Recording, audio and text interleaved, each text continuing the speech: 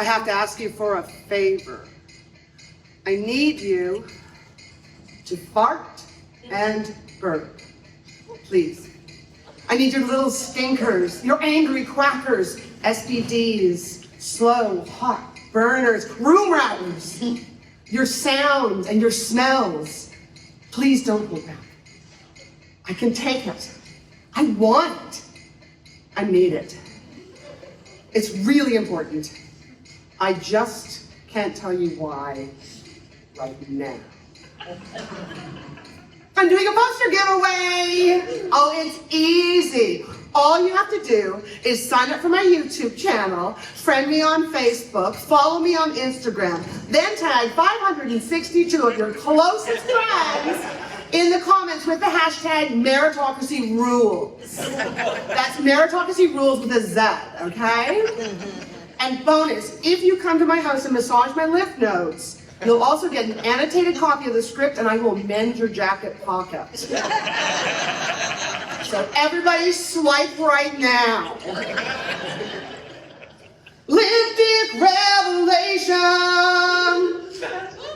I am seriously attracted to myself. To the point that I will see someone else go, damn, that person is fine.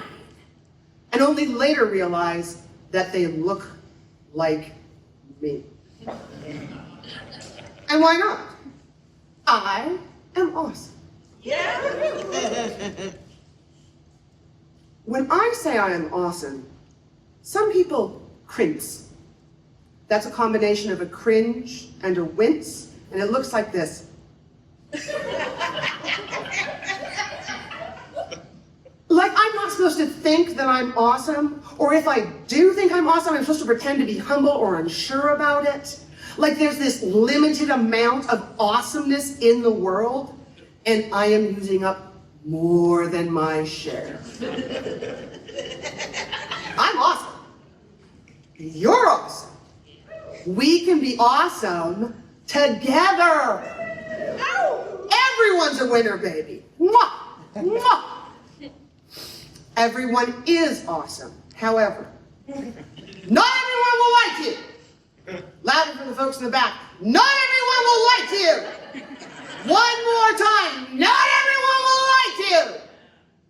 And that's okay. It does not make you a bad person. It doesn't make them a bad person. You are awesome, and not everyone will like you. In a moment, all the exits will open wide, and the goats from the Beacon Hill Petting Zoo will come leaping into the theater, cavorting with zany joy, a wide selection of chilled beverages and platters of the most delicious sandwiches strapped to their backs.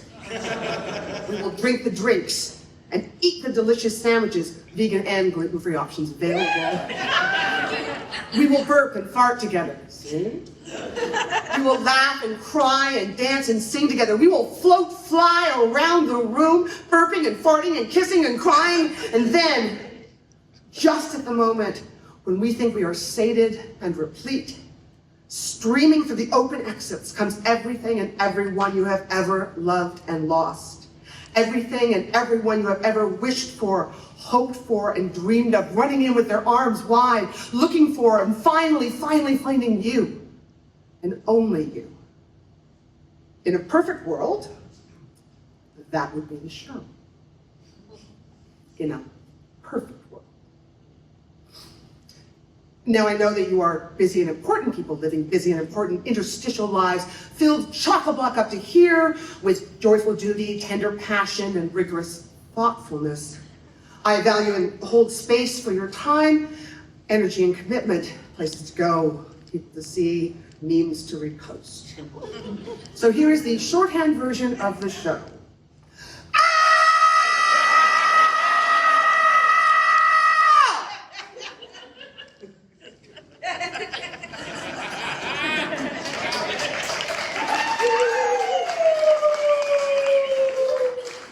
We're sorry. Due to time constraints, the following options are currently unavailable. The Dairy Queen Sprinkle Fiasco, aka You Can't Always Get What You Want. Swan Hill's Sky Blink with Alien Breatharian, aka Proof Doesn't Prove Anything. Porn Film Reject in Cowtown Thunderstorm, or understanding your inner ape. Brutal makeout session in Pencil Neck Geek's backyard, aka what's a bored pervert to do? And the fountain that loved me, aka beautiful delusions, are sometimes necessary. And of course, who could forget Bang Lassie, Birth, Death, and the Wheel of Causation, or the night all the cows came home. Don't get me wrong, those stories are hilarious and charming and secretly tell you everything I want you to know, but now is not the time to be hilarious and charming, nostalgic and oblique. No more dissembling! There are multiple references to unloading the dishwasher in this show. For those of you who don't have a dishwasher, I apologize in advance for the repeated reminders of this particular and specific lack in your life. I'm going to say and do things tonight that you will be unable to unsee and unhear. So if you find yourself at any point during the proceedings experiencing feelings of unease or discomfort, may we suggest plugging both ears, gently rocking back and forth, and repeating in a soft murmur, I know you are, but when am I? Now, can we practice that, please? Hands in ears, and gently rocking.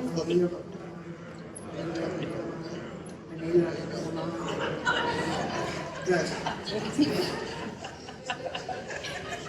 In an attempt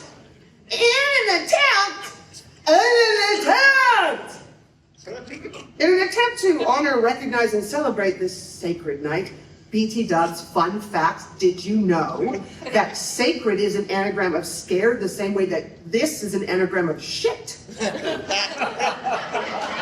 In an attempt to honor and recognize and celebrate the shit-scared sacred event, I had planned to proudly, humbly stand here in my queasy truth and speak in my real voice. My real voice. My real voice. But you see the problem, right? I don't know what my real voice sounds like. I think it might be a combination of growling, sobbing, barking, and of course, screaming. But I'm worried that when I open my mouth to growl, sob, scream, my truth, yes, finger quotes, the modulating frequencies of my sobbing, growl, bark, scream would incidentally cause the brown note, and we would all shit ourselves. Has anyone here ever... Oh, what? No, you know I can't hear you if you all talk at once. What? No, I said I would. I will. I'm just going to do this shit the bed icebreaker thing. And then it'll be your turn. Yep, you two. Yep, and you. Okay? Okay. Has anyone here shit the bed? Literally. Literally shit the bed. Hands in air. Hands in air, please. All right. And that is because shit happens. Literally. BT Dubs, fun fact, did you know? Guilt and shame are not the same thing. We feel guilt as a result of actions or behaviors, and guilt can be useful in that it spurs us to think, to change, to grow. Brene Brown describes shame as the intensely painful feeling of believing that we are flawed and therefore unworthy of love and belonging. So while you may feel guilty for shitting the bed, similar to the guilt you may feel for having benefited from living in a racist society that was founded on white supremacy, there is no need for you to also feel shame. Let's try using it in a sentence. I am tired of feeling ashamed about feeling ashamed. Bed shooters of the world, unite! We have nothing to lose but our shame. I mean, come on. It's not like it's the end of the world. Now, a show like this doesn't get written without a lot of help. And I am so glad I get to introduce you to the team. Family. Okay, it's time to meet the people who helped bring this show to life. The person I was talking to earlier, just before the mentioning thing, that's Little Voice. Think pervy dominatrix Tinkerbell. She keeps us all on track. And just behind her, that's Queen Jesus, the one in the sky blue robes with the magic 8-ball. What's it say? TJ, you gonna have a good show or what? Oh, okay, I will ask again later. And of course, you guys know the Ninja Assassins. We've done like 3 shows together, and I never know when those guys are gonna show up. They really keep me on my toes. And there's the Latchkey Kid. I don't know if you guys have met him. What's for supper? Grilled cheese sandwiches. Again, that's great. No, it's absolutely great. And you unloaded the dishwasher and you set the table. I do not know what I would do without you. And tonight's guest star, we are so lucky to get him on short notice. Look everyone, it's Steve Buscemi. I mean, it's Steve Buscemi as a gelatinous kitten with hairy bone tentacles dressed in an aardvark onesie. Give it up for Steve! He was supposed to have this like walk-on part, but it didn't work out. So yeah, Steve Buscemi! And you know, who would I be? I mean, honestly. Who would I be without the little man in charge of my heart? Little man in charge of my heart wears a 3-piece suit from Sears. On the 3rd finger of his right hand is a valedictorian ring from his alma mater. He bought it used on eBay 2 years ago. He's short and stout like a fire plug, wears short sleeve shirts and a clip-on tie, cheap shoes worn down on the sides, bunions. He was never handsome. He was the cheating jock, snickering sidekick in high school. Jingles change when he's nervous. He's almost always nervous. He's a salesman. He's always been a salesman. He lives behind my wishbone with Queen Jesus and the Bluebird of Happiness. Queen Jesus spends every day, all day, sitting on her throne, spinning the magic 8-ball, tells me things I don't want to hear. Bluebird of Happiness lives in a golden cage with the door wide open and claims I owe him $50. I do not owe him shit. The little man in charge of my heart is painting picket signs and greasing up his slingshot.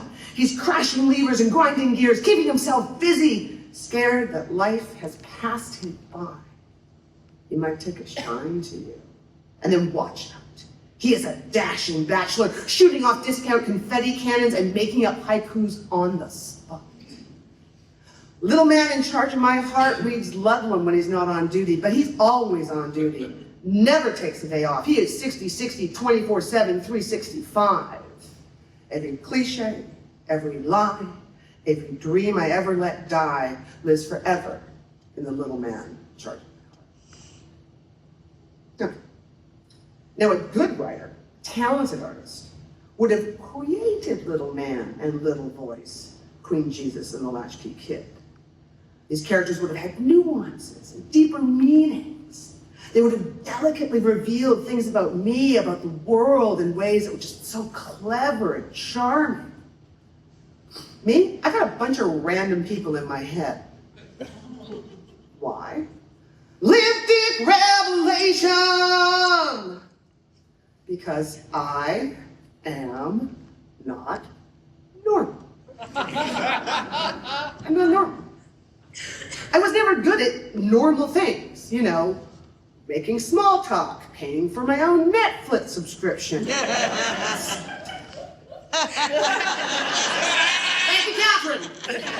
Staying hydrated, casually wearing white, looking forward to vacations, enjoying a new hobby, spending time with friends and family, social drinking, not smoking, listening to people when they talk, making eye contact, and being happy. But wait, there's more. I feel like I am not normal in like a not normal way. There. I have tried very hard to be normally not normal my entire life. I read not normal books. I listen to not normal music. I have not normal friends.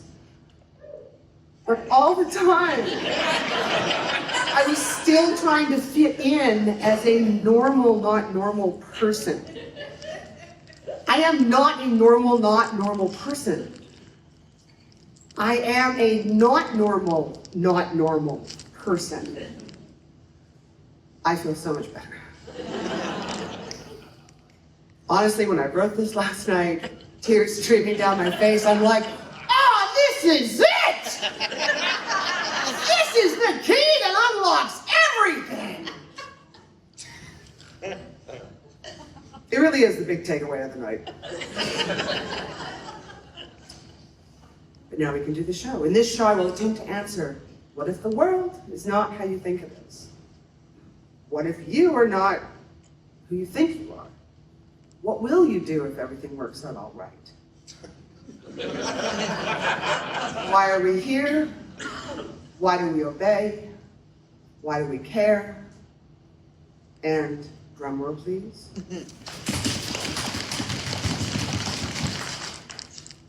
Is the urge to make meaning a misguided human coping mechanism that gives false shape to our existence? And I need you to trust me. I need you to trust that I am not trustworthy. I'm an unreliable narrator. When things get dark and murky and weird, please remember, I was just trying to help. I am the unreliable narrator, the ghost in the machine, the man behind the curtain, the elephant in the room, the canary in the coal mine, the fart in the elevator, the unexpected item in the bagging area. I am Audrey Rose, suffering in an invisible fire. I am penultimate schadenfreude. BC Dubs, fun fact, did you know? No matter how vulnerable I appear to be, there will always be things that I am not telling you. There are things that I am pretty sure I haven't told myself. Yet. Well, who here enjoys softcore porn, kind of believes in Jesus, has shit in the shower deliberately, and is prone to inexplicable fits of incandescent rage?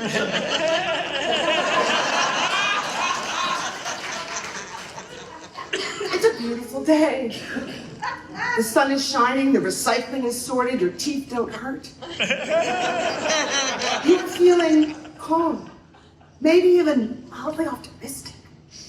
Filled with light and hope, you go to get something out of the string drawer. A twist tie. Something humble, useful, practical. Nothing violent or urgent. No thumbtacks. And the drawer will open. Yes, it will. But it won't close. It won't close. The string drawer, the junk drawer, the roiling, churning bastard of a string drawer where you hide everything you might someday need but can't bear to deal with. You don't leave it alone, just walk away. You don't try to figure out what's wrong. You don't try to shut it slowly, gently. You just,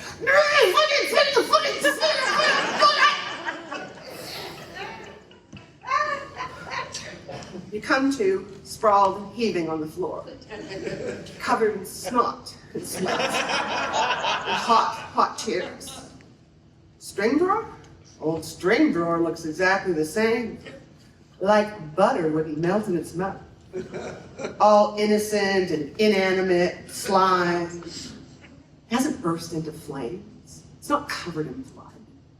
It doesn't even have the decency to be broken! Nothing you do, not even violence, will ever make a difference in this world.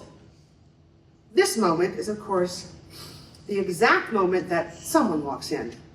Might be your housemate, partner, or your cat.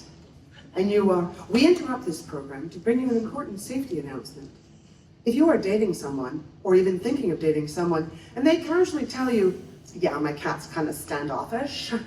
Yeah, he doesn't really like people. He's really kind of funny. Like, he'll knock over his water bowl for no reason, or sometimes he'll shit on my head while I'm sleeping. And they're telling you this about their cat like it's all quirky and charming. But you're getting this vibe that they're secretly weirdly proud of owning a cat that is difficult and standoffish and shits on people when they sleep? Yeah, if that happens, you run. You run for the fucking hills. This has been a public service announcement.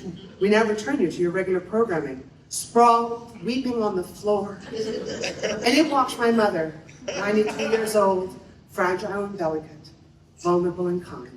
My sweet 92-year-old mother who beats me every night.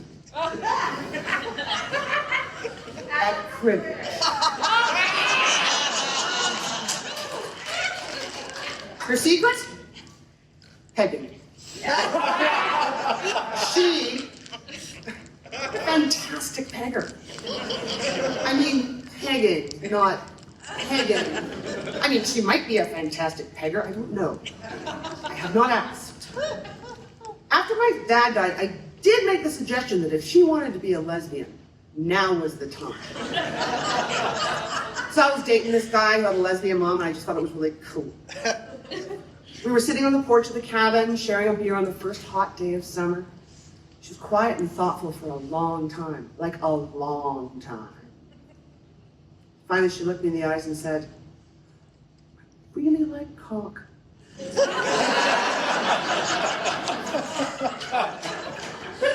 And that is why I love my mother.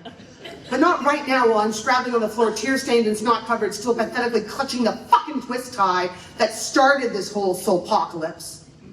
But you should go for a walk, dear. It's such a lovely day. No! Welcome to abysmal clarity. Welcome to spiritual freefall. Welcome to the string drawer of my mind. I am a self-diagnosed and I self-identify as a meatbag time machine. I've taken the tests, but I haven't filled in the forms, you know what I mean? I'm a 58-year-old self-diagnosed queer old maid chicken shit pirate alien robot meatbag time machine. We are all meatbag time machines. We're all traveling to the future, just really, really slowly. But right now, on today's episode of Meatbag Time Machine, it's time for Lipstick Revelation! Now, Lipstick Revelation is supposed to be this sassy spin-off from Lipstick Rebellion, which is when you act in a childish and ineffectual way, but frame it as a kind of fuck the man moment. For example, the queasy thrill you experience when you throw a tin can into garbage instead of recycling. Oh, you think we don't fucking know, man? We know. But it seemed kind of heteronormative, misogynist towards people with penises. The actual word is misandrous, and yes, I did have to look it up. To sing Lipstick Revelation as a kind of cultural shorthand to indicate a sort of soggy bravado, the slightly sad, mildly pathetic moment of the lip dick. Then I remembered all the times I coerced people into having sex with me. I can be very persuasive. And I say that like I'm proud of it, and I think, ooh. When maybe instead of having sex with me, they would rather have gone to sleep or watched TV or even just been standing in the dismal light of their dirty fridge, slowly eating the last piece of pizza, thinking of absolutely nothing. And that maybe instead of the crude and cruel dismissal of Lipstick Revelation, I should have held space for them and honored them and nurtured their wounded inner child, and now I feel, ooh, to have mentioned wounded inner children and dicks in the same sentence. But I can't escape that vignette in my head. You guys know the one. Me flat-footed in a rocking chair next to the wood stove, singing affirmative lullabies to a wicker basket full of softly squirming lip dicks.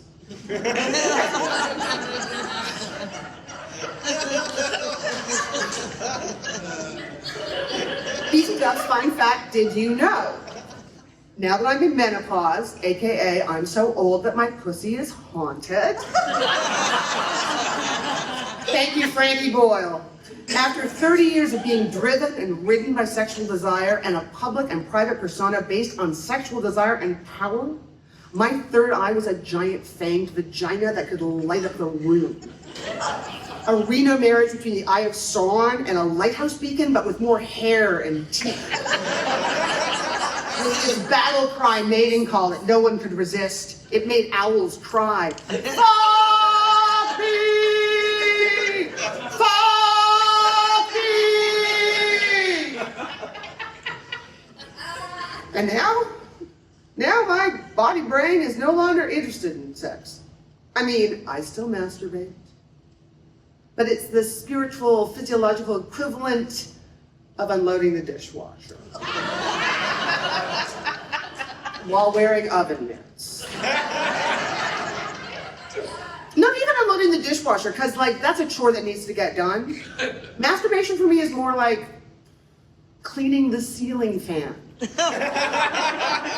You know it needs to be done. It's awkward, it's time consuming, and mildly unsafe, but you do it. And after you have this small good feeling, we'll clean the shit out of that ceiling fan. I mean, that ceiling fan is clean. You kind of want to tell everyone, like, hey, have you seen the ceiling fan? I did that. But no one ever really notices the ceiling fan. And the ceiling fan doesn't fucking care. So they call it menopause, but I feel like I'm careening through the rest of my life gobsmacked by my lack of desire. So now when I go to parties, I feel like my grandmother at a birthday dinner, like this matriarch kind of propped up in the corner, beloved and bewildered, slightly boring, aiming a vague smile to all four corners of the room. And in my lap, oh, you know, big old wicker basket full of squirming babies. Lifted revelation! I want to be invited to all the parties, I just don't want to have to go. So in order to tamp down all these feelings, menopause, shit the bed, I'm just going to take an imaginary drag off this imaginary cigarette.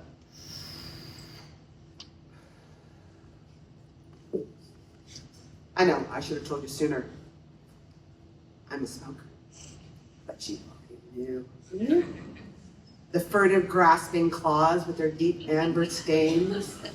The crinkly upper lip like the neck of a tedious, hairless cat. The coarse clouds of smoky stench that billow and swirl around me every time I move. I have been known to have a cigarette while waiting to have a cigarette. And to fill the time between cigarettes, I smoke. I smoke and I lie to myself because everybody needs a hobby.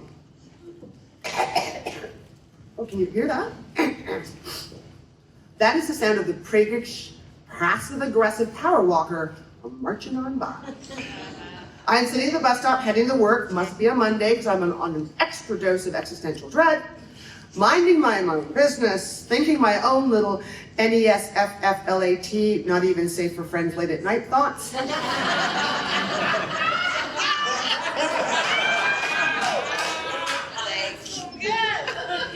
And smoking myself to death, because everyone needs a hobby. And this passive-aggressive. Oh, am I polluting your air? Am I thwarting your attempts at having a good life? That's not a cough. This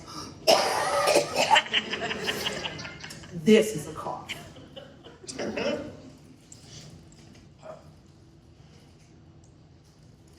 Don't give up on yourself.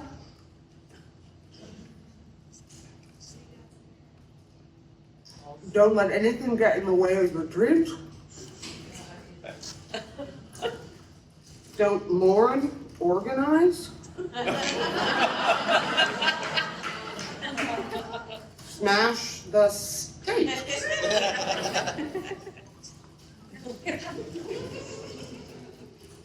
Eat the rich.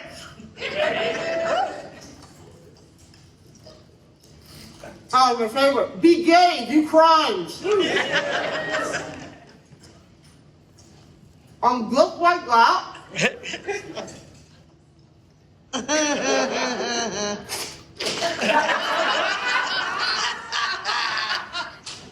just like that, I have become the meme.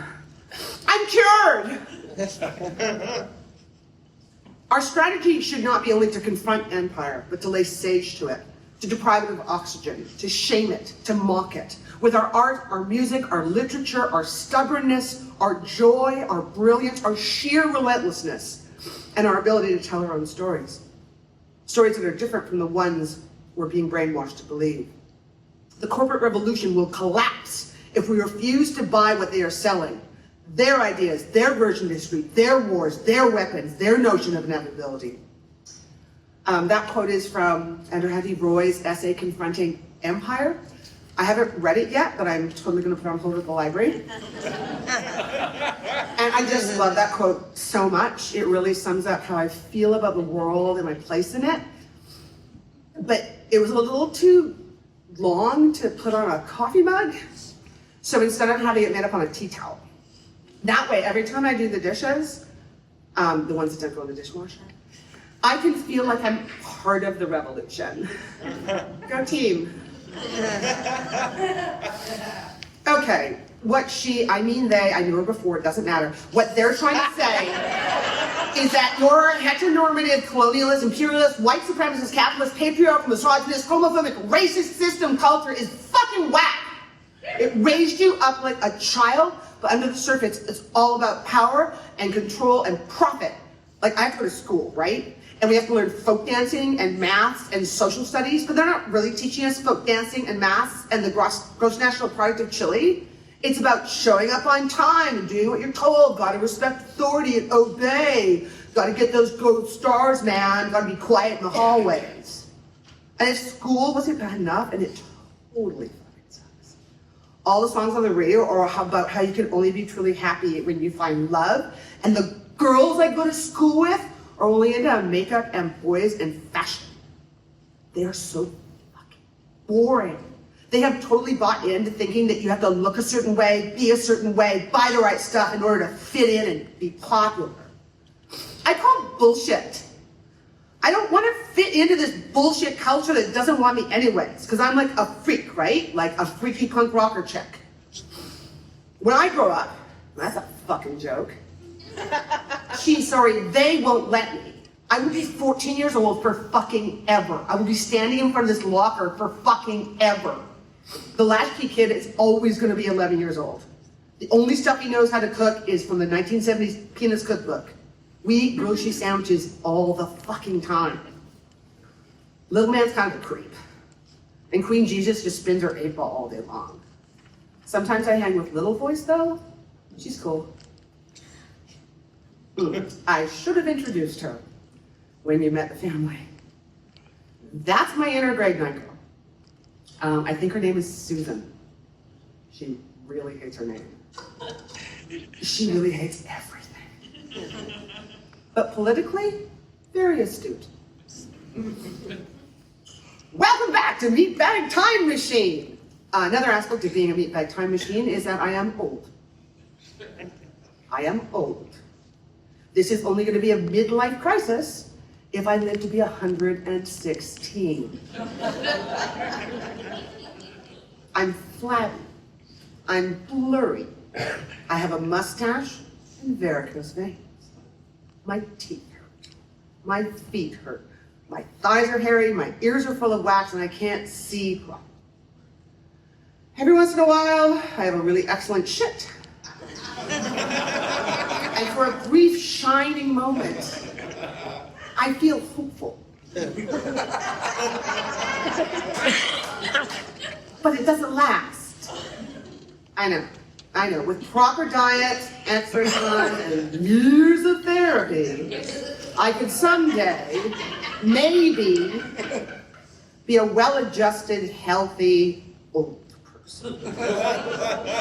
As a place to start, I guess I could use deodorant.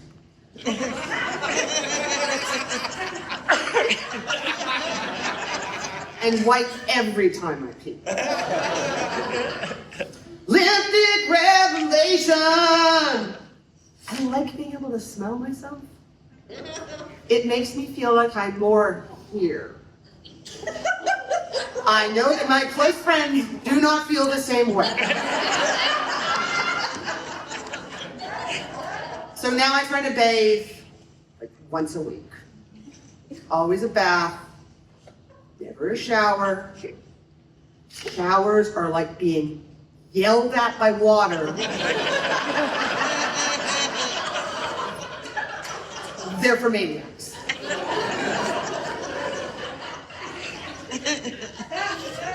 I've been living in the future since midnight December 31st, 1999. When the clock struck midnight, it was gonna be Y2K! Y2K! Computers would fail, planes would fall out of the sky, the world would be plunged into chaos, and Leonard Nimoy would cry.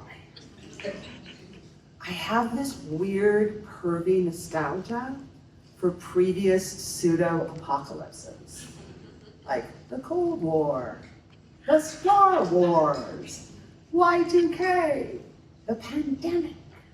I think I miss the fear. I've been preparing for the apocalypse my entire life, gathering around me a group of people who have skills, because I do not have skills. And this, not going to fly in an apocalypse. But I'm a very good organizer. So I've been gathering my folks together.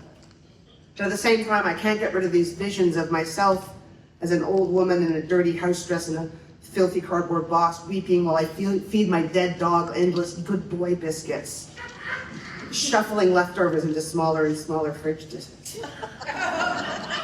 Or living Kurtz-like with the feral goats of the abandoned petting zoo in the wilderness of Beacon Hill Park, filthy and glistening, the last person on earth still posting on Facebook. Killed a man today. He was delicious, lol.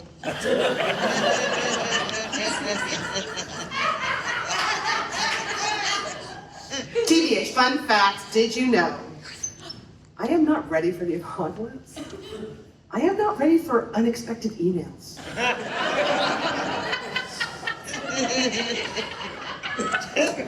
You see, now it's the end of the world, and my ideas are for a world that no longer exists. I've been merely using ideals, beliefs, and opinions I haven't questioned or examined in years. Somehow, while I wasn't paying attention, the wild palace inside my head calcified, stagnated. I had been preaching to drunken choirs and arguing with dead ghosts. It's not just that the world changed and my ideas stayed the same, it's that I didn't realize I would have to keep questioning core beliefs, that I would have to keep thinking to keep growing. I get glimpses of possibilities, new ways to think, to be, to act, to be in this world, and it's really exciting. So now I'm trying to think new thoughts with my old brain. And this is an example of why it's a problem. People, let me tell you about my best friend. He's the one for my cuddly toy, my up and down, my pride and joy. People, let me tell you about him. He's so much fun. Whether he's talking man to man or whether we're talking dad to son, he's my best friend. La da da da da da da da da. That is the theme song from the 70s sitcom The Courtship of Eddie's Father, starring Bill Bixby. It's 50 fucking years ago. The entire song is still in my head. Like, my head is so full of all these old thoughts and all this garbage that I don't know. And also, my old thoughts are an old brain and these are new thoughts, and I don't know if I can think new thoughts with my old brain. Like, that my brain is wearing oven mitts. That's what it feels like. Oven mitt references in this show. It is such hard work. It is so tempting to give up and just not think and just lie in bed for the rest of my life, eating donuts and Hawkins cheesies, watching British panel shows in endless repeat on YouTube, and playing freestyle until my fingers bleed. I want to be calm and mindful and kind and have hope for the future and learn new ideas, but lymphatic revelation! I don't like change. I don't want to be woke. I don't want to do the work. And I've already been working so hard. I deserve a treat. I did the laundry and I folded it and put it away. And fuck being able to fold a fitted sheet. And fuck feeling bad about it, or even feeling glad about my newfound freedom from the constraints of bottom sheet folding perfection. Took the garbage out, I took the recycling out, and I sorted the special recycling. I unloaded the dishwasher. BT-dubs TIL. Did you know that the cutlery rack lifts up?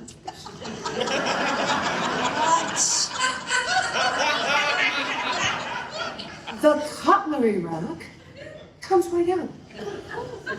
It's got a fucking handle. It's a fork purse. Why didn't I know that? I have lived my whole life crouched over the cutlery rack, pointlessly suffering. And if I didn't know that, what the fuck else don't I know? How can I know what I don't know? How can I know what I don't know? I unloaded the dishwasher, I cleaned up my inbox, I emptied the fucking shredder. I rescued a spider. What fucking more do you want from me? This donut's mine. It's my donut. I bought it. I earned it. I'm worthy of it. I work hard and I'm a good person and I deserve this. BT-dubs, fun fact, did you know? Meritocracy, the idea that we have earned or deserve our good fortune because of our hard work, skills, and talents, rather than from advantages or privileges that are built into the system, excluding people from schooling, from good jobs, from status and income, and then tells them the reason they're excluded is that they don't measure up, rather than that there are systematic structural blocks to their inclusion. But it's still my donut, right? BT-dubs, fun fact, did you know? I want this donut so much, I might as well not eat it. I need all the donuts in the world, right now, and forever. And what happens if I eat the donut and I don't feel better? Is it better to stay miserable and desperate and just yearn for the donuts?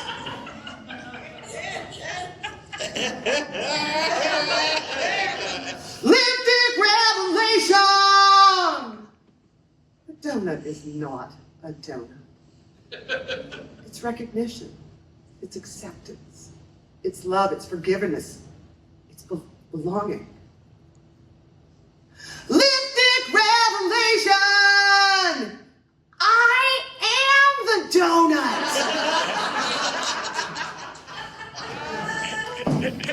Yay! Self-care! That's what they said. They told me it was perfectly okay to feel the way I'm feeling, and it's perfectly acceptable to do whatever I needed to do during these difficult, challenging, precedented times. Don't judge me. This is my journey. And I am honoring my transformations. This is me leaning in. This is healthy anger. Nurture this.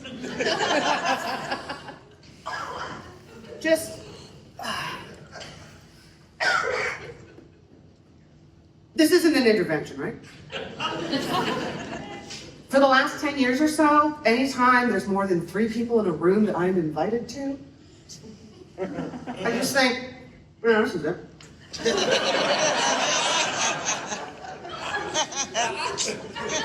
I mean, don't get me wrong, I know it's not an orgy. Yes.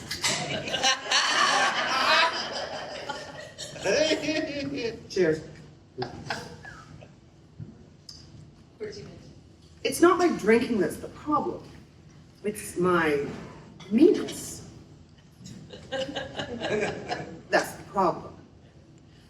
The more I am myself, the more I seem to upset people. I have been told that I am hysterical, fake, crazy, loud, touchy, two-faced, oversensitive, insensitive, insincere, oblivious, paranoid, wrong, bossy, aggressive, self-indulgent, self-obsessed, defensive, deluded, arrogant, extreme, abrupt, snobby, superior, rude, offensive, selfish, jealous, and mean.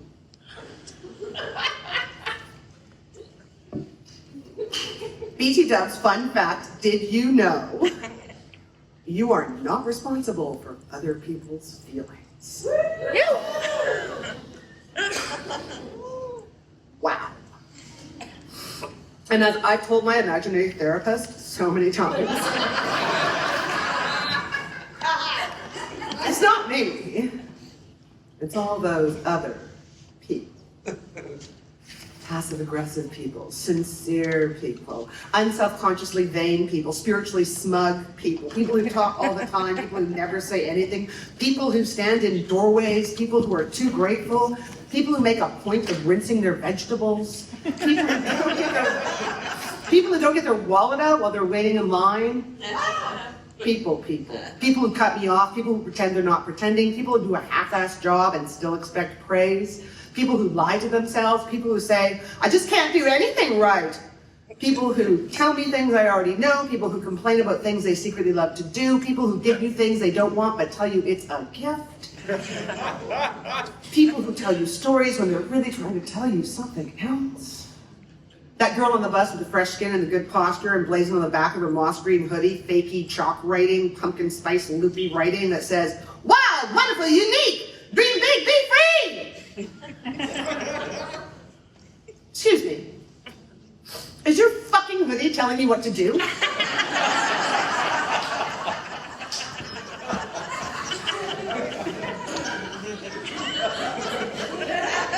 I'm that fucking woman at the bank who thought I was cutting in line when I totally wasn't. People who get upset when they ask me how I am and I say okay and they say just okay.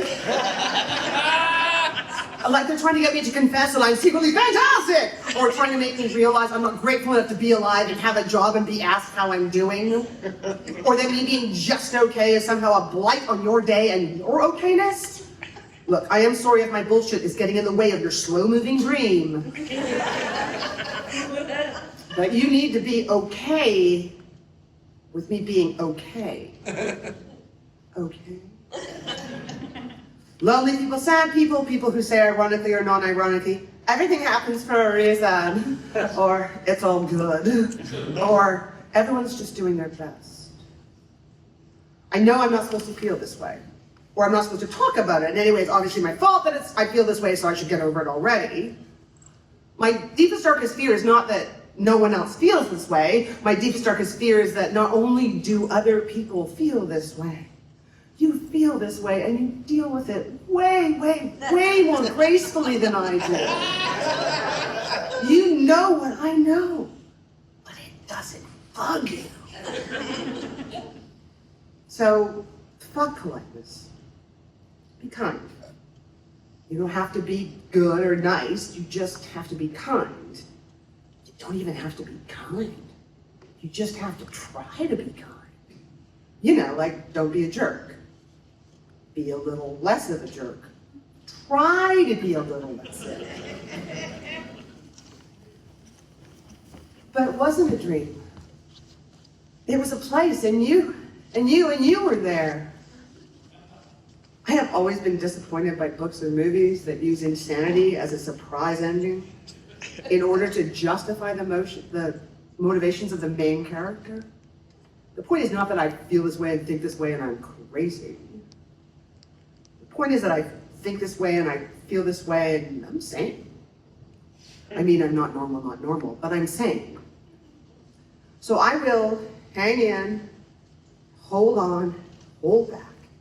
Tight, hanging in, holding on, tighter, tighter, tight, crushing All my anger, hatred, mistrust, paranoia, anxiety, fear, jealousy, resentment, bitterness, envy, insecurity, doubt. Hang in! Hold on! Crushing tighter, tighter, tighter than tight until my heart is a perfect white hot carrot diamond, and I will show up on your doorstep. No flowers, no chocolates, but showered, shaved, relatively sober. Show up on your doorstep, ring the doorbell, waiting, almost crying. You finally open the door, and we'll take a deep, ragged breath.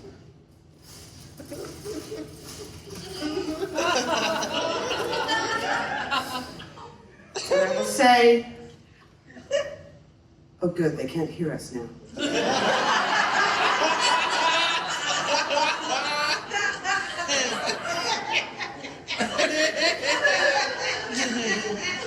We are not broken. You are not broken. The system you live in, the society you live under, the corporate culture that promised you everything you ever wanted after it told you and sold you what it was that they wanted you to want, that's what's broken. But that's actually a lie. The system's not broken. It's doing exactly what it wants to do, what it was programmed and designed and nurtured to do. Our heteronormative, colonialist, imperialist, white supremacist, capitalist, patriarchal, misogynist, homophobic, racist system does not need to be fixed. It needs to be changed. And I think that we can be agents of that change.